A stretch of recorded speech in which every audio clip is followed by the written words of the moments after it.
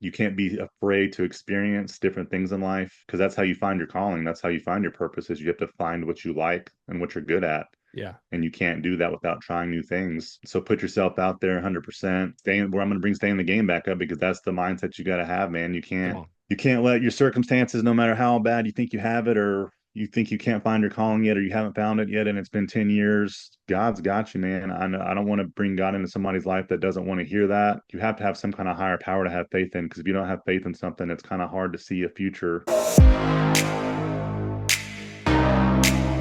David, you're a husband, you're a father, motivational speaker, man, so much more. Thank you for your time, dude. I appreciate it. Yeah, man, no problem. Thanks for having me. I really appreciate it. Absolutely. I like to kick the show off by going back a bit. Where did you grow up? What was childhood like for you, man? I grew up in New Orleans, Louisiana, Come on. um, where there's no technology, Okay. at least back then. So, you kind of see my backstory. I don't have arms and my legs are abnormal. They're premature, so I don't have normal legs. Wow. So, growing up in New Orleans, I was in a wheelchair and hindered me in a way. I mean, I still got to go to school and have fun with my friends and stuff, but you have to have a lift in cars to get to places and all the extra baggage that's included in having a wheelchair. So, I did that. Was in regular classes in school. Um, my mom and dad split when I was about 3, and I stayed in New Orleans with my mom. She had a drug problem. Mm. They think that may have influenced on my disability. Um, so my dad wanted out of that because he kind of grasped recovery where she did not. So, but he didn't want to rip me away from her growing up. So there was, man, all kinds of times where she wasn't there or she was passed out somewhere where I couldn't wake her up. And a lot of people think, which it is, kind of negligent, but at the same time, it kind of shifted my mindset, or didn't shift because I didn't really have a mindset. I was shaping my mindset, should I say, Sure. and it gave me that resilience, and it gave me that mindset to try and figure things out, stay in the game, as we'll hint to later on. Mm. But I had to figure out how to get my shirt on sometime by myself, get something out the fridge. When my bus was on the way, I had to call a friend or a family member to come make sure, help me get the rest of the way ready and dressed and fed and stuff. So it's kind of a challenge growing up, Yeah. but back to it sounds negligent, but I'm grateful for it because I really do think that part of my life as a young kid shaped me into being independent and figuring things out and not relying on other people and, trying the best I can to get things done on my own. Mm. Wow.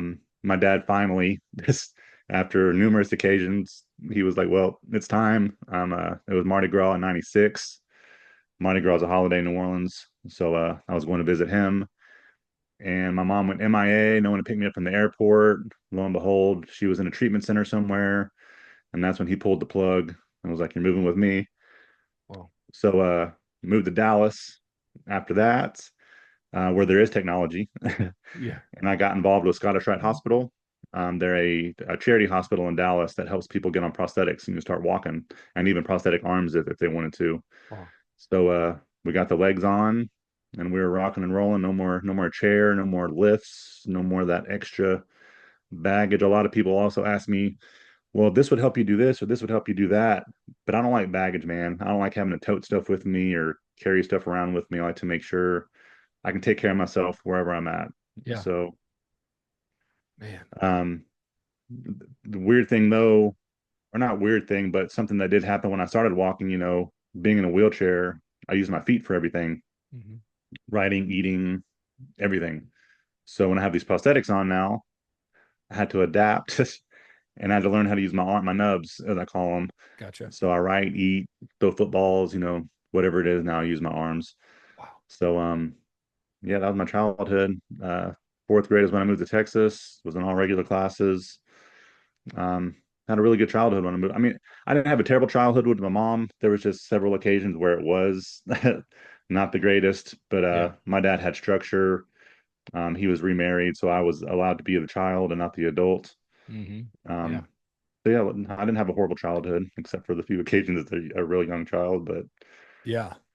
Man. And I think I was reading on your website, your mom ended up dying when you were in high school, yeah, right? man. I was a freshman in high school, 14 years old. Wow. Huge mama's boy, man. I knew she had problems, but I still loved her to death. We were very, Sure. very close. Yeah.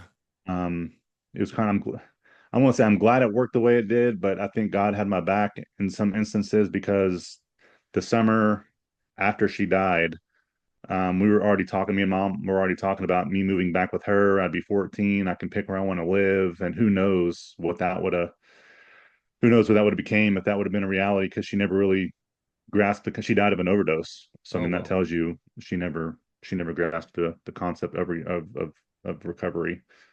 So, and I know I've dealt with a lot of things in my life. Losing my mom was by far, man, the hardest thing I've dealt with. Yeah, It's crazy to think it's what 22 years now since it happened. I still think about her all the time. I mean, anybody that lost a parent probably can relate to that. sure. But, Being a and freshman and that's have being a freshman and having that happen, like what's the mentality for you going back to school, and like were there right. guys that you were hanging out with that were able to lift you Oh up, yeah, or like right. how I was had that? luckily I'm a big social guy, so I've Yeah. always had tons of friends. My clique was the football team, so they were there 100%. My dad and stepmom were there 100%. My brothers and sisters, they were kind of young. They're younger than me, but I mean, they were there the best they could. So I had a huge support system. That's huge, man. I don't know what would have happened if I didn't have a support system, Mm. helping me through that. Yeah. However, having a good support system helped, but subsequently that led me down to my own path of addiction. It's it's funny when you're growing up, you see your parents doing things and I want to be just like my dad or just like my mom, but then you see them do some things where you're like smoking cigarettes or drinking. I'm never going to do that when I grow up. Yeah. And that's how I kind of was with her. She was a pill popper, and that's kind of how I grew up thinking I'm never going to do that. But the apple doesn't fall. How's it? The apple doesn't fall far from the tree. Yeah. Yeah. And I Oh. followed right in her footsteps, man. Um, High school wasn't severe, but then when I got into college and stuff, that's where things really blew up Mm. in a bad way. But luckily, I grasped the concept of recovery and got out of that mess in my Yeah. 20s. I was 29, and one good thing about my mom is she taught me who God was. Mm. But during my drug days, I totally lost my relationship with God, and you can see the effects of that. Me existing and not living. That's all I was worried about was Yeah. the addiction side of things that consumed my life. Mm. But as soon as I got sober, I renewed my relationship with God. My favorite Bible verse is Philippians 4:13. I can do all through Christ who strengthens me. Yeah. I truly feel He's put me in all these situations in life because He knows I can handle it. Yeah. He knows I can overcome it. And I feel being a speaker is my calling, is my purpose, Hmm.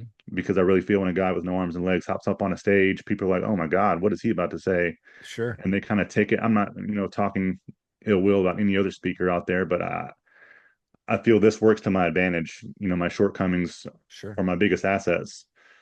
And so I just really feel this is my calling, helping tons of people. It provides a lifestyle where I can take care of me and my family of six. Mm. As you said, I'm married. I have six kids I'm raising. So it's amazing what God does when you follow His will and not Yeah. yours, and all kinds of doors open. Come Gives on, me the man. chills, kind of tearing up talking about it, man. He's there with me all the time. Yeah, dude, I love that. I love the comeback story, man, where God just kind of pulls us back out of that yuck that we were living. I battled addictions and was lost and just existing in life for a good 10 years, man, before Same God 10 just years for me. totally rocked me, man. And it's interesting. We don't get to choose our parents or what environment like we grow up in it, but at some point in life, we have to start making our own choices, right? Right. And a lot of folks tend to fall in or live in that mentality mindset, or they repeat the same experience that they witnessed, right? How can someone break through that victim mentality and start to live that life of impact, from your opinion? Well, as I said, God comes first. Yeah, I feel, and in AA, when I was going through recovery, the 12-step program, they want you to have a higher power, whether it's a doorknob or whatever else, because sure. you have to have faith in something, man. Hmm. So luckily, I already had the Christian background where I just had to sew up my relationship with God. But I think that comes first. And I used the mindset, stay in the game. I'm a big sports fan, if you can't tell from my background. Yeah, So it kind of correlates with my story too. Um, you can't allow circumstances to hold you back. You have to use those circumstances to fuel your determination. Nobody's going to do anything for you. So you have to, I won't say develop a plan, but man, you have to get your mind right. Your Yeah. mindset is a huge deal because if you're depressed and down, you don't want to do anything. You don't want to get better. But if you start living a positive lifestyle, that mind shift starts to happen where you go out looking for opportunities, you set goals for yourself, you do your research or reach out network to achieve those goals. You just have to work for it. But when you don't have that mindset, man, you don't do you exist. Back to our Mhm. existing and living scenario, you just exist throughout life, and I don't choose to do that.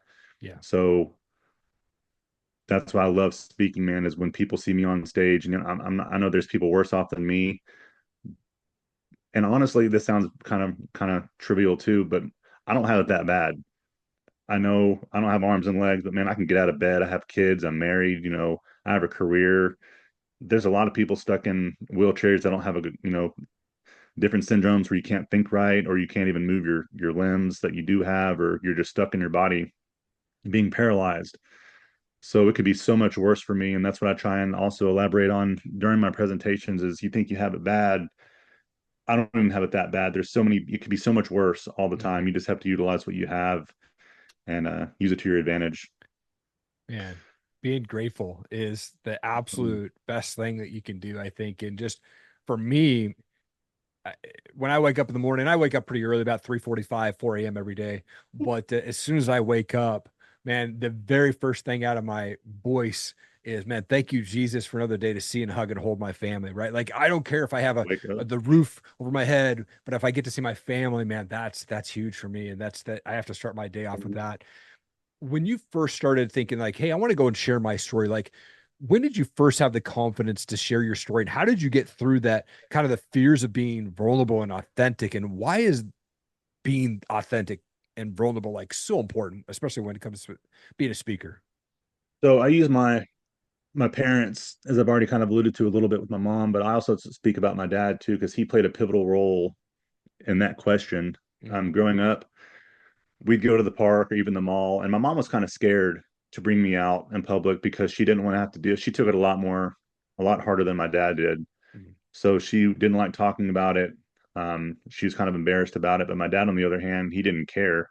It wasn't any different for him. So when we went out in public, if someone's talking to him, like, "Hey, what happened?" He's right there. You ask him. yeah, And we're yeah, talking 4 and 5 years old. come on. So I think that in itself helped me be confident because I'm talking about it all the time. And I have that positive influence behind me with my father, making me feel like it's not you're no different than anyone else. Yeah, you have some setbacks, but we're going to overcome them together. Yeah. And that kind of led into growing up. I love helping people, man. Like helping people it's a being a former drug addict, it's like a high in itself. When you're helping somebody, it makes you feel great. It gives you that adrenaline. You want to Yeah. do it more. You want more of that feeling. So I love helping people. Um, so there was two things, two goals, growing up. I wanted either to be a speaker, to share my message. But at that time, though, I know I wanted to be a speaker, but I had the experience of not having hands and legs, of course, and navigating that life. But back to where we're saying where God put me through things to be a speaker, He put me through so much darkness Mm, because He knew I could get out of it yeah. and then help people later on in life. And I truly feel that was the reason for that. But the other goal of mine was being an ESPN broadcaster in some sort. And when I first started college, my dad actually had a connection. It was ESPN Radio in Dallas. But this is again during my addiction days, so it was hard to keep commitments. And you know what I'm talking about with that. You want something, but you're not ready to do the work for it. Yep. So he got me an interview and everything with ESPN, and I think I did great in the interview, but I just couldn't keep commitments or on things that I was being told to do, and so I ruined that. That Mhm. kind of went out the window. But as I went through recovery, I spent about 2 years total because there was two stints in a halfway house, and I had a lot of time to think. Of course, I wasn't in jail or anything like that, but I had a lot of. I was learning. I was figuring myself out. Yeah. I was learning about myself, and it was kind of a no-brainer. I already told you I'm a social person. I don't. It doesn't bother me. Now, I take that it doesn't bother me, but before I go on stage in any gig I do, of course, I have the jitters at Sure. first, but after the first minute or two, they go out the window. Yeah. but don't have a problem really with public speaking. I'm an outgoing person, so being a speaker kind of aligned with my goals and aspirations. So we got started with it. Um, I started right before COVID too. That was one another setback that I had was COVID hit Sure. right as I was establishing myself. So I didn't have myself established for COVID to hit and then hop right back into things. Yeah. I was just starting to establish myself, and I didn't gain real traction, but I was starting to gain that traction. Hmm. And then COVID hit, man, and about a year and a half, 2 years, there was gigs here and there, but they weren't anywhere near what I needed to sustain. Yeah. So I relied heavily. Call centers are the jobs that I usually took Hmm. when because those are I'm good at talking with people. I can sell stuff, but I didn't really like call centers. Um, I've had some bad experiences with those selling things I didn't really believe in. Sure. It's kind of not to go in that rabbit hole, but Yeah. so I had to get myself out of that, and I'm nowhere near where I want to be yet, obviously, because I have plans to be. I don't know if you've heard of Nick Vujicic. Oh yeah. Yeah. And he's kind of I won't say he inspired me. Well, he inspired me to be better at speaking, Sure. but I already had kind of speaking in my plans. But watching him do it now, he did inspire me in a way where I saw what he was capable of. Hmm. He's one of those people that are worse off than me, in my opinion, physically. Yeah. And look what he's doing in life speaking. So if he can do that stuff, there ain't no excuse why I can't do that. Sure. Yeah. And that kind of goes back into what I speak about too, man. If I can overcome and do all this stuff that I'm doing in life, why can't you do it, man? We're all capable of doing things, but that we want to do if we really want to do it, that is, because I've learned that the hard way. I can talk about wanting to do this or wanting to do that, but if I'm not serious about it, nothing's going to happen. Yeah. Come on, man. And I love that, dude. And I did some speaking earlier this year. I joined Toastmasters about a year ago to kind of help build that confidence up and getting in front of people, and did a couple of speaking gigs. I spoke for 25 minutes, got to share my testimony in front of 120 people at an event earlier this year, man. And the first few minutes, like you said, man, that's when the jitters are out, right? And then it's like, okay, now I kind of Into relax a it. little bit. But being a speaker, it can take a mental toll on you, like being on the road from away from your family or hitting COVID, right? And then having this lack of bookings. But how do you spiritually recharge when you're managing the demands of business and family and life? How do you bring that back together, man? I'm not going to sit here and lie to you. I'm not a master of balance yet because I think that's Sure. what you're kind of alluding is balance. Yeah. Especially when things get rough, it Yeah. makes balancing extremely difficult because Mhm. you start you can't allow yourself to shift back into that previous mindset. You have to keep that positive mindset and the stay in the Yeah. game mindset. Yep. Um, I rely heavily on my wife when I'm struggling. She helps me out more than anybody. I have a great relationship with my father still, and not to mention, having God by my side too. Mhm. It's not like a switch where you can just flip it on and off. You have to work through it as Yep. anything, any setback in life. But you just have to keep your eyes on the prize, man. I know what I'm capable of. I know what I can build, and that the benefits of that outweigh a million to none to the opposite of that spectrum, to not doing anything. That was my life would just be existing again. I've already lived a life of existing, and there's no growth there. There's nothing there. It's existing, Yeah. and that's not the kind of mindset and I don't want that for my family either. I'm raising kids. I don't want my they look up to me, so I don't want them to see me existing and not do anything with my life, because what's that going to do? That's going to teach them not to do anything in their life. Hmm. And I've learned that from being a kid, watching mom, do what she did. That almost got me. Yeah. Luckily, I got out of it, but I don't want, my kids are my everything, man. I want them to have the best life they can have. And I want them to be successful in life, when they move out the house eventually. Yeah. Yeah. And so reverting back to that other lifestyle, there's no question. I'm not going to go back there. You just got to work through it, man. You got to stay in the game. You can't let some challenges set you back, man. You got to let that fuel the determination, like I said, and figure it out. Yeah. Man, my wife and I, so we're both, I would say, first generation Christians, right? Like neither of our parents knew God or followed God. And, but so now we're raising kids that are Christians. And so we're like going, how do we raise second generation Christians that didn't have to go through that adversity, right? It didn't have to go through the craziness that we went through. And man, it's just that my wife is an amazing homeschool teacher. And right now, like having this foundational Bible time with them each morning and just love speaking life into them. And I go downstairs and try to be the ninja, right? And grab coffee in between, but it's cool to kind of sit around the corner and listen to her speak to the kids like that, man. But your faith has really been this driving force for you to discover your purpose and your strength. For those that are out there that are struggling to discover what that is for them, like, and discovering like how do they make an impact for you, like what would you say to them, what's step one for someone to go to figure out like what's their purpose and And that's, their discovery how they can make an impact. well, first of all, because I can be impatient sometimes too. I know a lot of people out there are probably similar. It doesn't happen overnight, and Yeah, you can't expect that because it's not going to happen. You can't be afraid to experience different things in life. You have to, because that's how you find your calling. That's how you find your purpose, is you have to find what you like and what you're good at. yeah. And you can't do that without trying new things. So put yourself out there 100%. Um, Staying where I'm going to bring staying the game back up, because that's the mindset you got to have, man. Come on. You can't let your circumstances, no matter how bad you think you have it, or you think you can't find your calling yet, or you haven't found it yet, and it's been 10 years, God's got you, man. I know, I don't want to bring God into somebody's life that doesn't want to hear that, but you have to have some kind of higher power to have faith in, because if you don't have faith in something, it's kind of hard to see a future in something. Especially, it's kind of hard to explain if you're not doing it at the moment. It's kind of hard to see yourself doing it in the future if you don't have some kind of faith Hmm. in your corner, if that makes sense. Yep. Oh, So, I hate, I won't say I hate to keep bringing God back. We just live in such a offensive world today, where it turns people away when you hear about God. yeah, no, So I don't care, man. This is the wild wild west of podcasting, but like for me, I'm like, hey, you know what, we're gonna talk about Jesus on my show and I'm all about it, man. People can tune it off right. if they don't like it, right? Heck yeah. Well, I bring them up a lot, man, because that's what my faith relies in. Yeah, And if I didn't have faith, I'm not going to do anything. Now, if I was already this substab or, Nick Vujicic type speaker and was all over the world and stuff, I can already see myself doing what I want to do. Faith would still play an important factor in what I'm doing.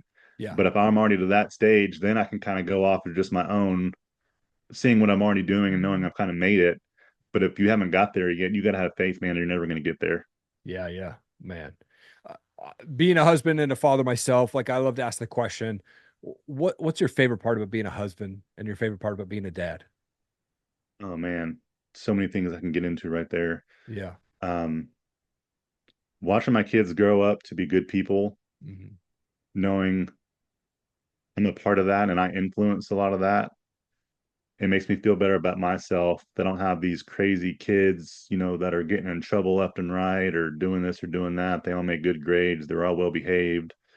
Um, most of them are very outgoing. To have four, so we'll say two of them are the outgoing. I have one that has autism, so he has a social a setback, and kind of Hmm. he has social challenges. Sure. Um, and my daughter, she's really strong-willed, strong-minded, so she's outgoing. But she's also becoming a woman and going through that stage in her life where Yep. her hormones are everywhere. Sure. So, and then I have my other son, Aiden, who is 8. Um, Friends' houses, they're just like I was at friends' houses every weekend, staying the night here, staying the night there, very social, having friends over here all the time. My 6-year-old, Emmett, he's kind of younger, but he's growing up. He's in kindergarten this year, so he's starting to make friends and wanting to go hang out with them. So I love when it makes you feel good when you see your kids doing what you did at a young age. I don't know if feeling good is the right word to use, but it just maybe Sure. I guess satisfaction, just seeing a little you running around and growing up. And I don't know, it's Yeah. just awesome, man. And then finding a wife also, and getting into that too, not to sidetrack, but I won't say it was a challenge, but finding a wife, with my physical condition, um, that had the right morals, that had the right aspirations, um, that we're kind of aligned mentally. Mm-hmm. That's huge, man. Like, and that's hard to find, and that's another thing that doesn't come overnight. Yeah. You know, I didn't meet her till I was almost 30 years old. Wow. So, and we've been together 8 years now. Come on. So that took time, but having a family is so crutch, man. It's and having the addiction stuff behind me too. Who knows what I'd be doing if I was single and left to my own devices because my own headspace isn't the best sometimes. Sure. So just having to support a family to lean on when you're struggling with anything in life is huge, man. And I wouldn't Love it. trade it for anything. Just Come on, man. So good, dude. David, you're an absolute world changer, man. I love what you're doing, man. And I'm just praying blessings over you and your speaking business, man. And the impact that you're making on people is huge, man. So just know that you are making an impact every time that you talk. And such an honor to have you on the show, man. Thank you so much for taking time, dude. I appreciate you. you, Eric. Appreciate it. Hey, if you've ever thought about starting a podcast but unsure where to go, you need to go check out erikallenmedia.com. Click on the resources tab there. I will walk you through how to start, launch, and run a podcast. I've recorded over 500 interviews since 2017, and I want to help you launch your podcast. Make sure that you hit that subscribe button so you catch every show when I drop them. Thanks again. Keep changing the world.